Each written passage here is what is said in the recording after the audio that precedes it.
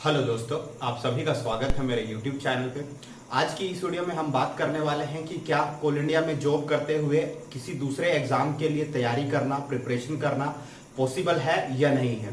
यानी कि अगर आपका कोल इंडिया में सिलेक्शन हो जाता है और कोई अगर प्रिपेयर करना चाहता है किसी दूसरे एग्जाम के लिए, जैसे कि आईएएस के लिए कोई प्रिपेयर करना चाहता है, या किसी का सपना हो सकता है कि वो आईएएम में जाना चाहता है और कैट का एग्जाम के लिए प्रिपेयर करना चाहता है, या कोई हो सकता है कि दूसरे पीएसयू के लिए तैयारी करना चाहता है, गेट के लिए तैयारी करना चाहता है, या आईएएस के लिए तैयारी करना चाहता है। तो क्या ये सब कर पाना पॉसिबल है कोल इंडिया में जॉब करते हुए? ये सब चीज पॉसिबल है या नहीं है, तो इस बारे में हम बात करेंगे। तो इसका कोई डायरेक्ट आंसर नहीं है कि ऐसा नहीं है कि अगर मैं बोलूं कि यस ये ऐसा पॉसिबल है कि आप तैयारी कर सकते हैं, या ये मैं बोल दूं कि नहीं ऐसा पॉसिबल नहीं है कि आप तैयारी नहीं कर सकते, तो इसका एक डायरेक्ट आंसर नहीं है। ये कुछ फैक्टर्स पर डिपेंड करता है, तो उन्हीं फैक्टर को हम डिस्कस करेंगे। तो उन्हीं में सबसे पहला जो फैक्टर है वो है प्लेस ऑफ पोस्टिंग, यानी कि आपकी पोस्टिंग किस जगह पे है, ये बहुत कुछ उस पर डिपेंड करता है। यानी कि अगर मैं कहूं कि किसी की पोस्टिंग कोलकाता हेडक्वार्टर में है और किसी की पोस्टिंग में कहूं कि किसी रिमोट सब्सिडरी के किसी यूनिट में है, तो दोनों में बहुत डिफरेंस है, दोनों में बहुत ज्यादा डिफरेंस है। डिफरेंस ये है कि अगर आपकी आपकी पोस्टिंग किसी यूनिट में है या प्रोजेक्ट में है, तो वहां पर आपको वो सब फैसिलिटीज नहीं मिलेंगी जो कलकत्ता हेडक्वार्टर या रांची किसी सब्सिडरी का हेडक्वार्टर है वहां पर मिल पाएंगी। यानी कि आपको बेसिक, जैसे अगर आपको मान लिया बुक्स ही खरीदनी है, नोट्स कुछ दूसरे खरीदने हैं, तो कलकत्ता में ज्यादा इजीली अवेलेबल है एज कंपेयर टू किसी प्रोजेक्ट के मुकाबले। तो एक फैक्टर हो गया। मान लिया आपको इंटरनेट की फैसिलिटी चाहिए, तो प्रोजेक्ट में शायद उतना अच्छा इंटरनेट की फैसिलिटी आपको ना मिल पाए जैसे कि आपको कहीं और आपको हेडक्वार्टर में मिल सकती है, या एरिया तक भी बहुत ठीक है, एरिया में भी अगर आपकी पोस्टिंग है तब भी मतलब एज कंपेयर टू प्रोजेक्ट ये अच्छा है कि आप वहां पर रहकर तैयारी कर सकते हैं, क्योंकि वहां पर वो चीजें अवेलेबल हो सकती हैं जो कि आपको तैयारी के दौरान चाहिए। और दूसरा चीज होता है कि ये बहुत चीज माहौल पे भी डिपेंड करता है। जो सब्सिडरी का माहौल होता है वो एकदम सब्सिडरी का जो प्रोजेक्ट है उसका जो माहौल होता है वो मतलब एक तरह से रिमोट लोकेशन में लोकेटेड होते हैं, तो वहां पर आपको एडजस्ट होने में ही टाइम लगता है, चीजें अपने अकॉर्डिंग एडजस्ट आने में ही आपको टाइम लगेगा एज कंपेयर टू अगर आपकी पोस्टिंग किसी हेडक्वार्टर में है जो कि सिटी में है। मान लीजिए सभी सब्सिडरी के जो हेडक्वार्टर है वो सिटीज में है, और एरिया भी कुछ हद तक ठीक है, वहां पर आप एडजस्ट कर सकते हैं। तो दूसरा फैक्टर है जो डिपेंड करता है कि आपकी ब्रांच क्या है और आपका आपका डिपार्टमेंट क्या है।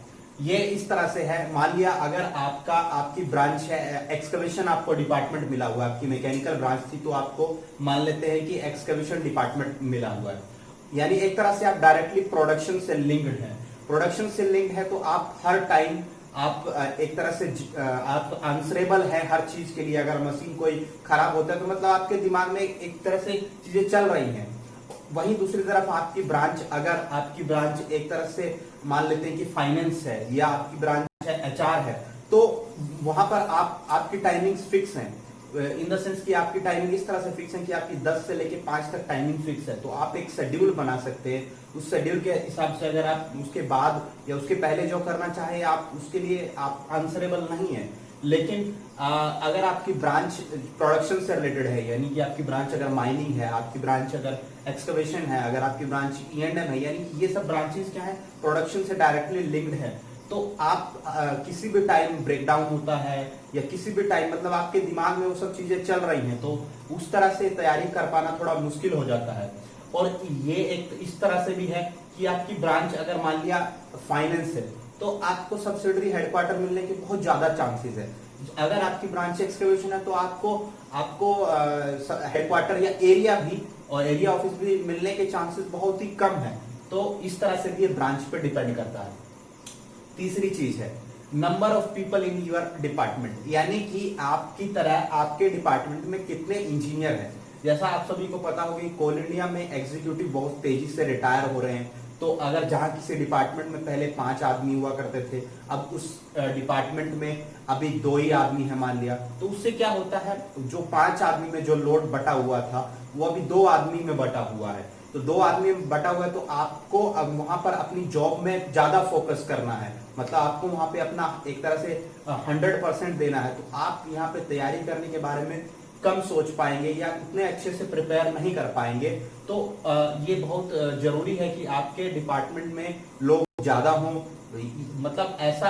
और ये भी अलग अलग सब्सिडरी के अलग अलग हेड, अलग अलग यूनिट में, अलग अलग प्रोजेक्ट में अलग अलग है। मान लिया ईएनएम का डिपार्टमेंट है, मान लिया एक प्रोजेक्ट है और एक दूसरा प्रोजेक्ट है।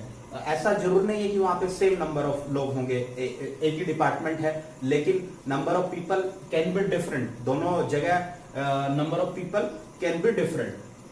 फिर चौथा जो पॉइंट है वो है कंट्रोलिंग ऑफिसर।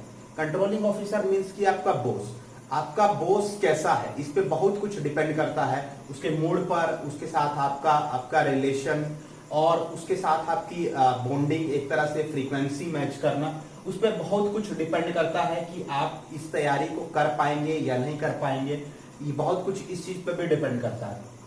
और जो लास्ट पॉइंट है वो है सेल्फ डिटर्मिनेशन। अगर आपने ठान ही लिया है कि चाहे कैसी भी कंडीशन रहे, कुछ भी रहे, मुझे तैयारी करनी है, तो फिर आपको कोई नहीं रोक सकता। आप ये चारों पॉइंट आपके लिए बेकार हो जाते हैं। अगर आपने सोच ही लिया है कि मुझे किसी और फील्ड में जाना है या मुझे कुछ और करना है, तो फिर आपको कोई नहीं रोक सकता।